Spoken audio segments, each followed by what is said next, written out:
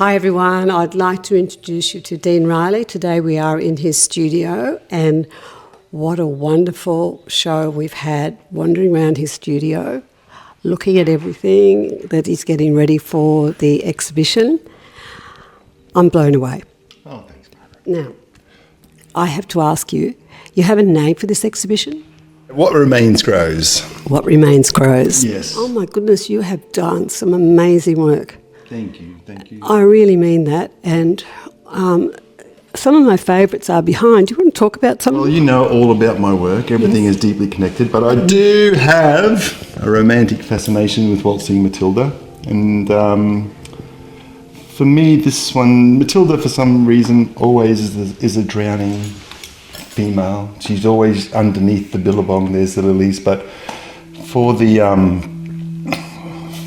the swagman, he would rather die than lose his freedom. So for me, waltzing Matilda is about that and about freedom. And it's interesting that freedom is feminine, which is fantastic. And then I've also got my golden ratio, which is all about logic. So I bring the logic into the poetics, and I love playing with the logical and the poetic because they're sort of alternating forces. I love the macabre, but I love the beauty. I'm very proud of how Matilda is stuck into my identity. Yeah. And she stays there. This one here, there's a beautiful landscape in here with the marigold. And the marigold over here. Yeah, yeah. Have a look at her. Yeah. She's not finished yet, is she? No, she's a few highlights, that's all. And then, there'll be a couple of little embellishments. But this all just came from, because I am a bit of a deep thinker, and from my studies too, I learnt all about perception and observations and how we frame the way we can see things. And I wanted to challenge that by just hopefully bringing a meditative experience to all my art. I wanted to create art that you just spend the time with, not just come in there with this is going to match my cushions, this is going to match my wall, this will match my tiles, this will match my curtain. This is all about you spending time and reflecting, because that's what it took me to create them, and I just want people to get past your tastes, because they're a limit, and just spend time and enjoy the piece. And that's why I'm hoping that we can actually create space at your place, that we can actually create space for time just to look, and because these pieces all unfold for you, and it depends where you're at too. And I think sometimes we need to stop.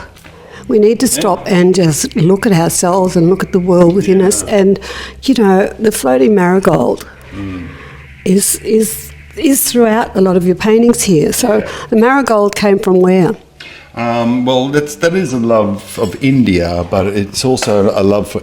It's multifaceted, actually, Margaret, because yes, it's symbolic. It comes from India as well. It's one of their most revered flowers.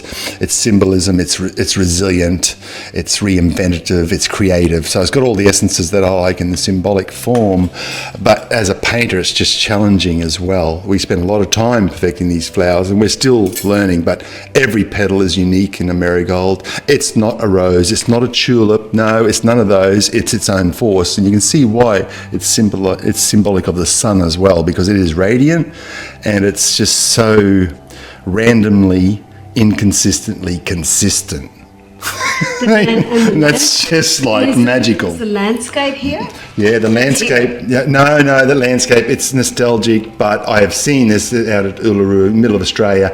I have fallen in love with the infinite. If you look way back in my work, though, that infinite landscape has nearly always had a presence in my work. It has. You look at it's always been there, and I think it actually even connects over to the Matilda story, because that for me is symbolic of freedom. Yes.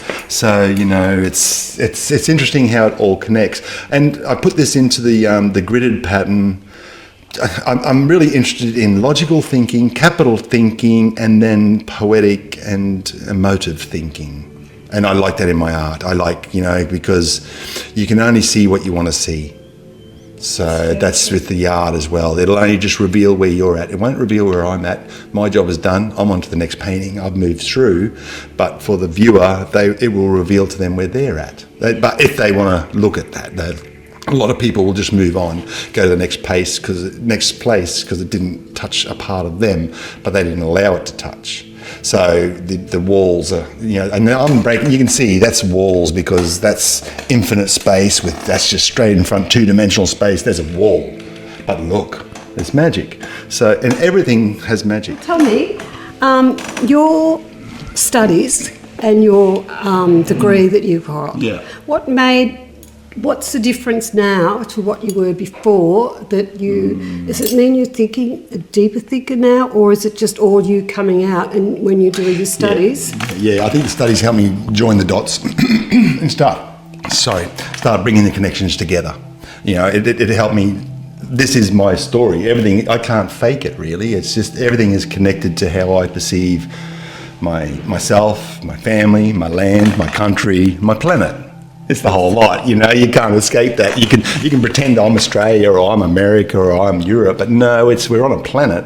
But then each one of those areas has a story. Then you get your cultural stories, you got your society story. So it's all connected. That's one thing. So therefore, my studies has helped me connect and just really recognize the connections and just use them. Use them in your practice to tell your story. Really? University didn't get me away. They didn't let me get away with just painting a nice picture. But I think that's a good thing. Yeah, brilliant. Yeah, and that's why a lot of people said, just be instinctive, Dean. Yes, I'm still instinctive, but I draw from deeper things now, and they're actually becoming a part of me. So I can express quickly, I can paint quite rapidly, I can produce, but that's because all the knowledge is there.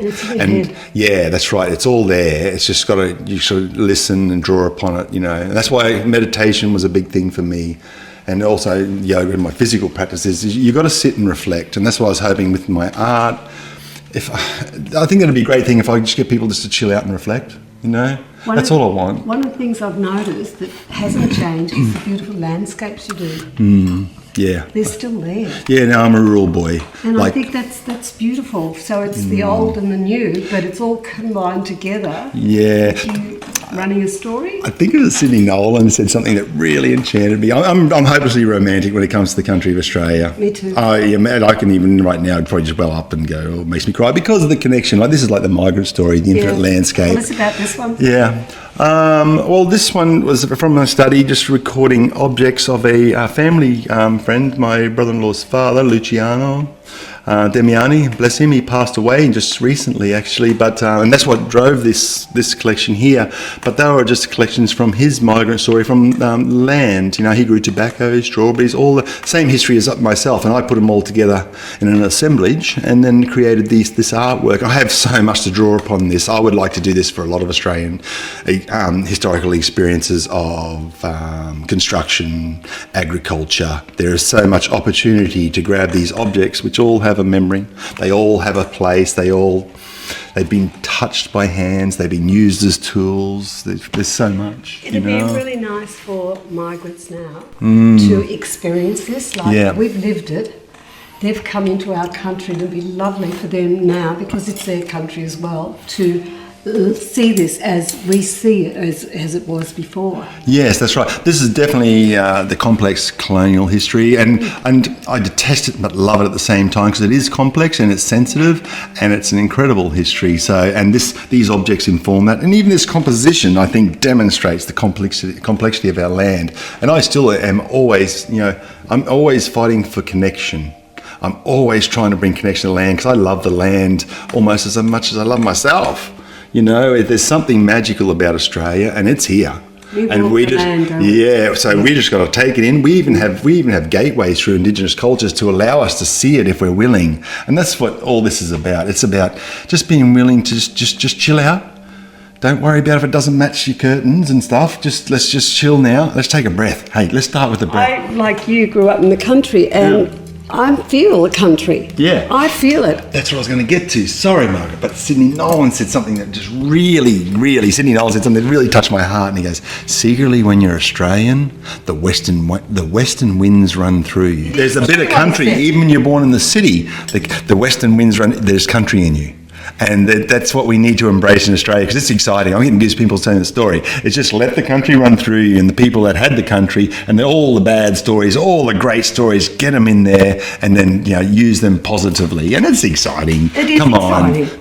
I think everyone should go around Australia and experience what we've had. Yeah. And that spiritual feeling you get when you went to your room. Yeah. You know? You do. And I love it how it's, I don't want to say it's nothing, it's the sublime. And that's a word I haven't touched on with you, which drives this whole exhibition too. The sublime. I'm big on the theories from the 19th century. I'm very well studied at heart now. By Edmund Burke. And he established the theory of the sublime, which is great. But it's when you look at a piece of art, and in the 19th century they had it, the great pastoralist paintings, but the painting had to make you feel insignificant. Then that is the sublime, is that it makes you realise that, whoa, this is bigger than me. And it actually finally you become human, because it's not all about you. No, it's not. It's all about everything. And there's things much greater and bigger. And then that feeling is what they tried in the 19th century romantic landscape painters. And they did it. Morris, there's quite a few. And Australia, we're lucky. We have it out the back. When you go out there, just drive far enough. Give me 5 hours. 3 hours, 5 hours. Yeah, not even. You can be 3 hours even. Now past the Bunya, even Darling Downs. Okay, go up that road there, park on that horizon. What do you see? Nothing. It's bigger than you. It is bigger than you. She's a big room out there. And that's touched in me. I'm quite proud of that, because I'm actually from the jungle and the rainforest, and I'm from the mountains. But I seem to have a love for the infinite landscape. And I distinctly remember going to Canada and driving around there for 3 weeks in an RV camping, and I got claustrophobic. Yeah. I didn't know that was a feeling. Yeah. I needed flat space. Yeah. What's that? Yeah. Hey, I just go, man, these mountains are relentless. They were big. They were on you all the time. And then I went, and when I finally got to Kamloops, this place where there's prairies, I went, oh, I felt her. So what's that about? And you live below the mountains. Yeah. And when I came, I opened my window as I was driving along, and that air, Yeah. oh, it's so fresh and crisp. Yeah. You know, you're very lucky to be, and your gardens, you know, there's so much freedom here. Yeah. Oh, well, we won't talk about it. Well, the trucks, you can talk about that. I mean, you know. Yeah, there is freedom, except for the mining and the quarry and that. And how many trucks a day? 312 trucks they want to drive through our town. Thanks for saying that, Mark. It's true, well, you know, it's hard. It would be hard for me. I don't know how I would accept that if that came to our town. I would love to protest and all that about those things, but I think now as an artist, it's my duty just to realise, to share the beauty. I'll stay back. I'll let the nanas and the women, because I want them to fight the corporates. I think my duty as an artist is to remind everyone how beautiful this place is. I haven't done enough. There are a few sneaky bits, as you've seen before, that are going to come in. Yeah. And if you look close enough, sometimes you'll see the mountains coming through and the landscape coming through. And I do. Yeah. I know I asked you about the box and where you boxed in, but you had a totally different story on the box. And Box. It's recognising the box too. Yes. It's also the golden ratio, which forms history in our aesthetics centered around beauty. But I just wanted to recognise the box of our limited thinking, but then there's so much more. So because I sell hats as well, and we create hats, and people go, oh no, I don't wear the hats, it's not me, and I get excited, go, oh excellent, it's not you, and you don't wear them, let's go. That sounds like a good place to go. And they always resist, and they put it on and they go, oh, wow, it opens up a new area. And I try that with my art. I try to open up, I'm very nostalgic, aren't I? I'm colonial, I'm Australian, but I try to open up new areas of thought, new areas of, because it is new ways of seeing. And that's beautiful. As an artist, you can teach people new ways to see, and open hearts as opposed to closed hearts. Yeah. Yeah. You find bits and pieces in all this artwork that you don't expect, and that's what I love about your art. You can just keep looking at it and go, oh, look at that here, and look at that down there. Oh, and I believe that you should get something that you love. Yes. As far as art goes, you have to love it and feel it, not just love it, feel it. I'm thinking that for everything now. Me too. I'm starting to think, even your produce that you eat, just get the story behind. You just recognise we've lost connection in that sense. That makes me sad. That's why I got really sad after my studies, because of that, because of the loss of connection to everything. Because now you can buy everything. That's what capital logic hints at. Yes, you can purchase whatever you want. Pleasure is easy. It's a cop-out, really. You can just eat for pleasure because I like it. But you've got to be careful, because those lanes get narrower and narrower. You're preferencing and your biases for fashion, for cuisine, for art. If you're not careful, can actually go into one direction, and then you're in trouble. So I'm also about expanding those limits, you know, so that's important. Which is very interesting. What we talked about is when we're talking about memory, and how that memory can then inform how we close our experiences to the world. And you've got to be careful. Just, you know, try to have new experiences that you haven't experienced, because that helps your memory. It slows down time, because if you do the same thing every day, all of a sudden you're going to look back 3 years ago. Where'd that time go? Well, we know where it went. You worked hard. You did this. You repeated the same thing for 1,000 days. 1,000 days. And where'd it go? It only feels like last year. Well, you concertina it, whereas they believe just throw a few random things in there, go up in that hot air balloon, jump out of that plane. I don't want to jump out of the plane, by the way. But go you know, up in that helicopter. Yeah, just have markers, because then that will divide the chapters up to more experiences. Otherwise, we're just centering around usually death, weddings, births. There's your limits. So they form chapters. You know, I don't like those chapters. Oh, sorry, I shouldn't say that. I like the chapters, but you can have more chapters. When we first bought the gallery, I was 50. And I thought, oh, great, I'm stepping away from the corporate life. Now I can just slow down. And I didn't understand the power behind the art. And it was only months before I got that feeling. I still love what I do. I just want to get up and go to work, and it's not work for me. Yeah. It's a life. It's a living, breathing life that I just love. Love coming and hearing you. I love talking to Jamie Boyd and listening about his dad and his growing up and what his dad used to do. And I can't explain, but it's just fabulous. It's connected. It's interesting. It's really, well, it's lived experiences, and also it probably helps you realise that it's all temporary. You know, this is all temporary. We're all going to die. We're very lucky. We're all going to die.